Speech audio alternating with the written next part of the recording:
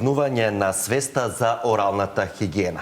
Токму оралната хигиена, незиното правилно одржување и сите компликации доколку не се почитуваат лекарските совети се наша денешна тема во магазин Здравје. Мој гостин и соговорник во студиото е професор доктор Емилија Левеска-Стефановска од катедрата за болести на уста и пародонтот на стоматолошкиот факултет Скопје при УКИМ. Професор Левеска-Стефановска, добар ден. Ви благодарам што одвоивте време и што повторно сте дел од магазин Здравје. Добар ден, ви благодарам и на вас за поканата во вашата емисија. Професорка, за почеток, што се подразбира под орална хигиена? Дали само миење и четкање на забите со четка и паста е доволно за правилно одржување на орална хигиена? Вака, под оралната хигиена се подразбира една наука која го проучува оралното здравје, односно оралната хигиена представува збир на мерки и процедури кои што се спроведуваат за правилно и редовно одржување на хигиената на устата и забите. Навика која што треба да се создаде од најрана возраст. Меѓутоа, во знак на месецот октомври, како што рековте, месец кој што е посветен за подигнување на свеста за оралното здравје, би кажала за жал дека кај нас оваа свест е на многу ниско ниво, односно граѓаните едноставно ја занемаруваат оралната хигиена. Би сакала да поентирам зошто е значајна оралната хигиена. Прво заради естетскиот момент, односно бабата насмевка која на сите, нели, многу ни значи. Второ, за поврзаноста на оралната хигиена, односно оралното здравје со општото системско здравје. Болестите во устната празнина влијат на сите останати системски заболувања. И трет, секако битен момент е цената на чинење на стоматолошките услуги, која навистина ги надминува реалните очекувања. Па затоа и најевтино би било да со време ги сочуваме здравјето, односно да навреме да ја спроведеме таа превенција на оралното здравје. Ме прашавте дали за правилна хигиена се доволни само четка и паста за заби. Но ова прашање категорично би кажала не. Зошто? Затоа што со четката и пастата за заби се отстрануваат само, да речеме, 70% од наслагите кои што се присутни во устната празнина, а останатите 30% се наслаги кои што се наоѓаат во меѓузабните простори и тие со обичната четкица е невозможно да се отстранат. Затоа за правилна и редовна хигиена е неопходно да се воведат дополнителни средства за орална хигиена. Тоа се така наречените интердентални или меѓузабни четкички, понатаму забниот конец, популарно наречените водички за испирање на уста, да не го заборавиме чистачот за јазик и така наречени орални иригатори за испирање на наслагите помеѓу забите. Да кажеме накратко за нешто по овие, подетално за овие средства или така, доколку имаме прашање ќе ги офатиме и како правилно да се користат. Споменавте од најрана возраст, кога и како треба, дали уште детето додека е бебе треба да се започне со оралната хигиена? Да, со орална хигиена треба да се започне од најрана возраст, како што рековте.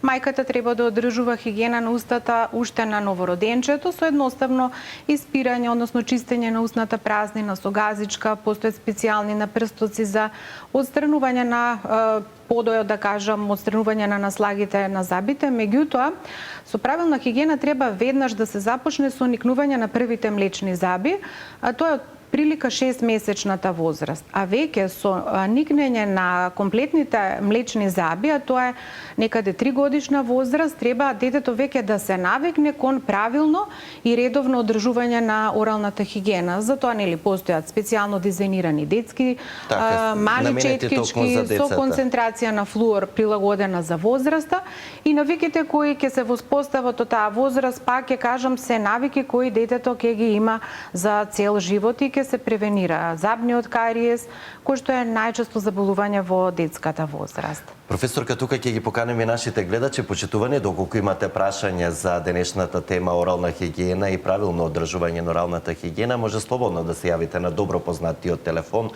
023-116-566. Мој денешен гостин и соговорник во студиото е професор доктор Емилија Левеска-Стефановска од катедрата за болести на устата и пародонтот пародонтот при стоматолошкиот факултет Скопје при УКИМ.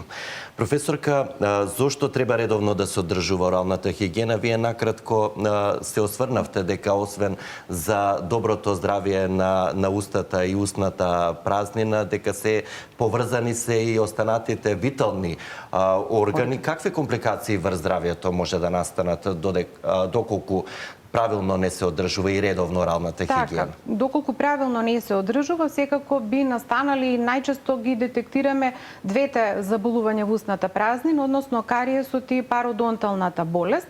Меѓутоа, многу побитно е тоа што и вие споменавте, дека оралното здравје е тесно поврзано со останатото системско здравје. Постојат многу студии за поврзаноста на овие орални заболувања, но пред се ги истакнам за пародонталната болест, која што за жал е многу присутна во нашата популација, честа болест, хронична, доживотна.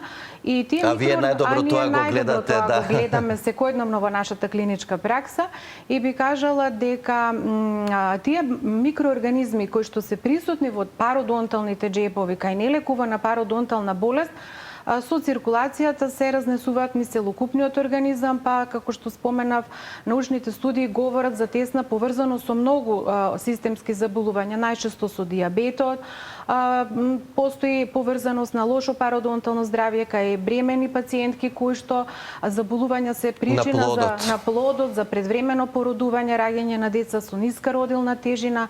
Понатаму овие заболувања се причина за миокардни заболувања, за миокарден инфаркт, мозочен инсулт, кардиоваскуларни заболувања, Алцхаймерова болест и да не набројувам еден широк спектар, а се тоа научни докази, така да лошото орално здравје секако влие на целокупното системско здравје. Веќе ми јавуваат од режија дека имаме тројца гледачи на линија. Почитувани, во програма сте, повелете. Добар ден. Добар ден. Дали сум јас во програма? Вие сте во програма, повелете, ве слушаме. Поздрав до докторката, поздрав до водителот. Поздрав. Имам едно прашање, мислам ортодонт е докторката. Не, докторката е професорка. Сакам да прашам вака, керка ми носеше доста време фиксни протези. И сега има проблем со умникот и расте во образот. И викаат дека мора да се извади. Се плашиме да ни се поместат забите. Имаме 4 здрави заби извадено кога ги местевме протезите.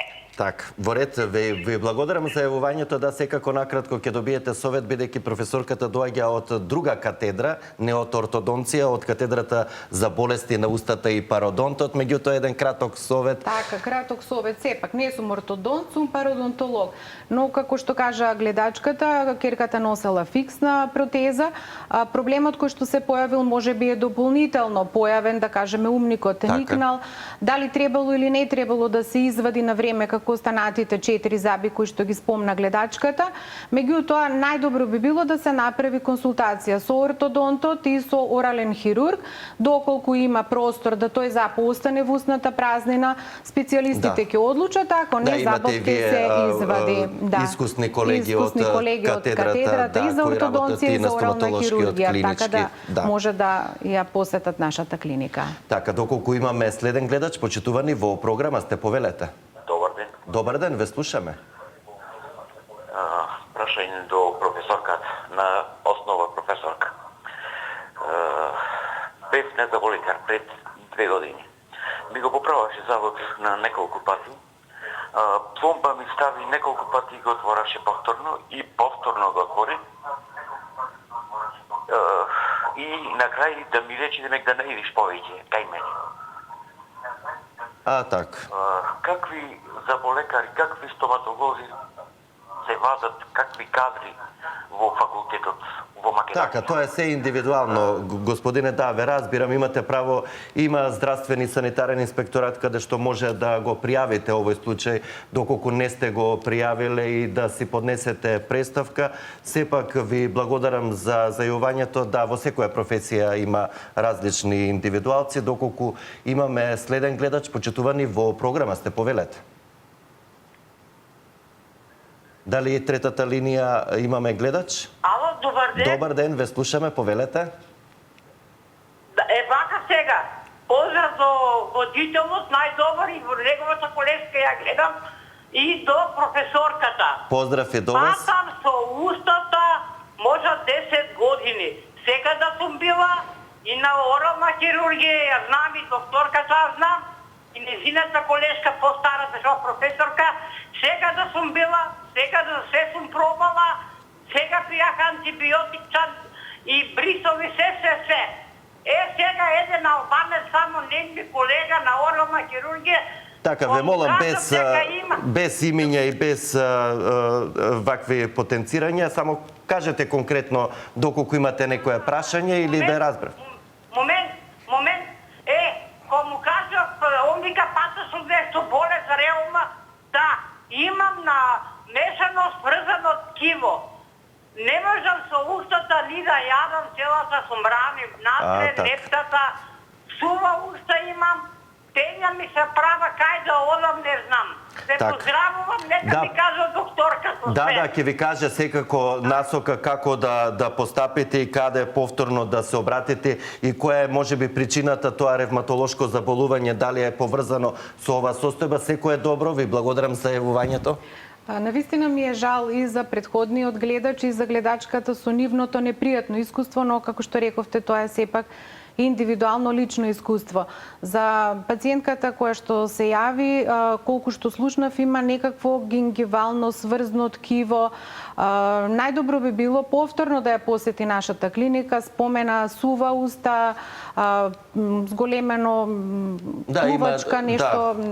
Има соодветни испитувања кои што едноставно треба да дојде и да направиме комплетен преглед, да ги направиме другите, да се најде причината како што рече разговорно. Затоа што можеби тоа е некое друго заболување кое што дополнително се појавило, не знам кога била пациентката, така да ја поканувам, нека дојде слободно, нека не побара, ќе пружиме се што е во наша надлежност и наша моги. Така, професорка, кога сме веќе кај едукацијата, која за жал претходниот гледач имаше негативно искуство и годинава со почеток на академската година, стоматолошкиот факултет од каде доаѓате и градот Скопје реализираат повторно еден проект, односно кампања за унапредување на оралното здравје пред се кај социјално ранливите граѓани.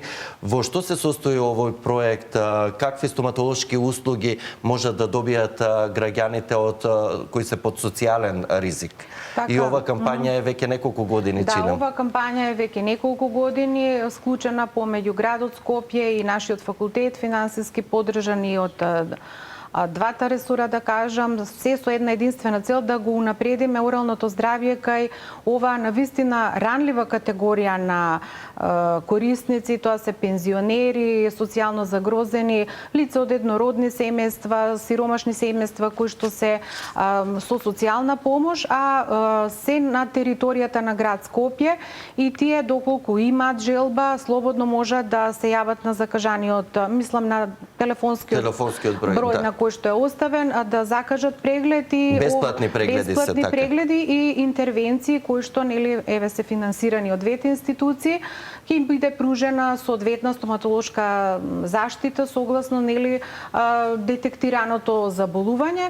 Најчесто заболување кое што го детектираме кај оваа категорија со оглед дека се возрастни пациенти, тоа се пак ќе споменам пародонталните заболувања, кариесот, голем губиток на заби од разна причина, па така да и стоматолошките интервенции за кои што ме прашавте, кои стојат на располагање, се токму тие: пломбирање на заби, лекување на пародонтални заболувања и секако замена, односно на дополнување на изгубените заби со мобилни и фиксни стоматолошки протезки конструкции. Да, чинам дека околу 300 граѓани ќе бидат офатени до крајот на годината. Апроксимативно 300 корисници, со тоа што ако се јават повеќе, тоа не значи дека граѓаните би биле вратени или одбиени за да им пружиме стоматолошка, но мора секако претходно да закажат термин. Она што е интересно за овој проект е што прегледите ги вршат студентите на стоматолошкиот факултет, но секако под надзор и менторство на вас, едукаторите, односно професорите. Има ли интерес кај студентите за ваква практична настава, со тоа и веќе да почнуваат да се осамостојуваат? Така, да. Како што рековте, овој проект е продолжение и на претходниот семестар и овој семестар со почеток на академската година од месец октомври до крајот на декември 2023 година.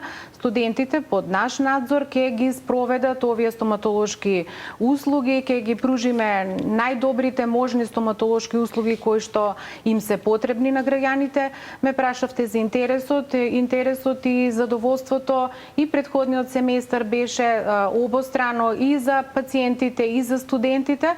Се надеваме дека со истиот ентузијазам, истата желба, мотив за работа ќе ја реализираме оваа цел и овој семестар со нашите студенти, што секако е користи за нив за подобрување на пациентите кои за жал некои поголемиот дел од нив не можат да си приуштат не можат, овие се за стоматолошки недостапни стоматолошки услуги за оваа категорија на пациенти.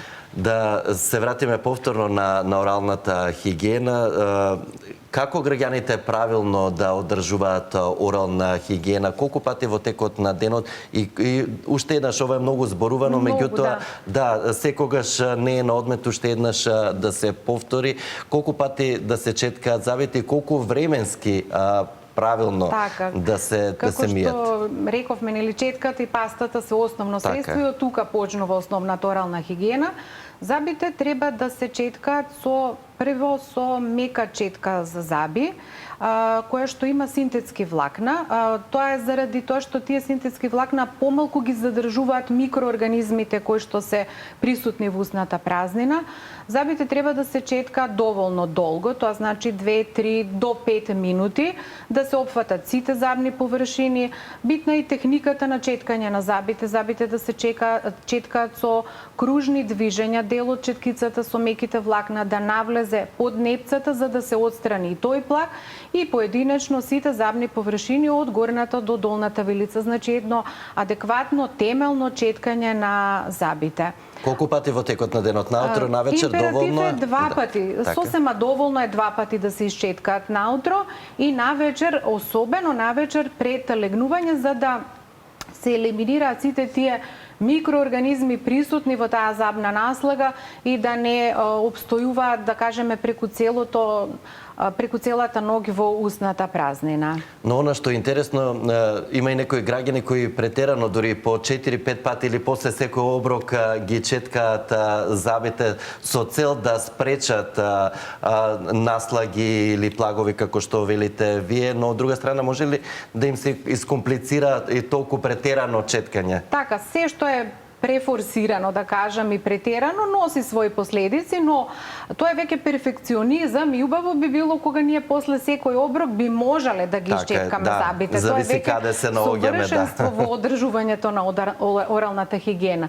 Но пак ја кажам, само четката и пастата за зъби не се доволни. Многу побитни се и тие малите интердентални четкички и како една препорака совет до пациентите да во консултација со матичниот стоматолог добијат насока за нивно правилно користење, затоа што тие се со различни димензии заради различната големина на интерденталните простори присутни во секоја устна празнина индивидуално.